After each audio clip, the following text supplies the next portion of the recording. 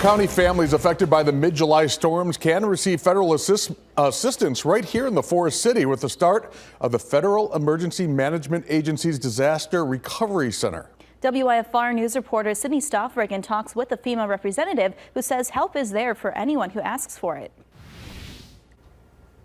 In late September, President Biden signed a federal major disaster declaration for 7 counties affected by severe storms, including Winnebago.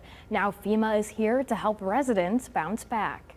I love my job so much. That's Kim Keeblish, the public affairs specialist with the Federal Emergency Management Agency. She's helping Winnebago County families apply for relief grants from the rampaging storms that plagued the Midwest in July. Keeblish says it takes careful consideration for the president to declare a disaster, but now that he has, FEMA is ready to assist. Center is here because nothing really beats the in-person, and it's so helpful for applicants to be able to speak with someone from FEMA or speak with someone from the SBA and just talk about their circumstance and what happened because of the disaster. Monica Miles with the U.S. Small Business Administration explains businesses of all sizes can apply for a low-interest loan through SBA, whether it's repairing property or covering losses. She says their job is to get businesses back on their feet, in order to make sure that they're able to continue to pay their bills, their ordinary and necessary bills. If the disaster affected them in that way where they can't pay those bills without getting a loan,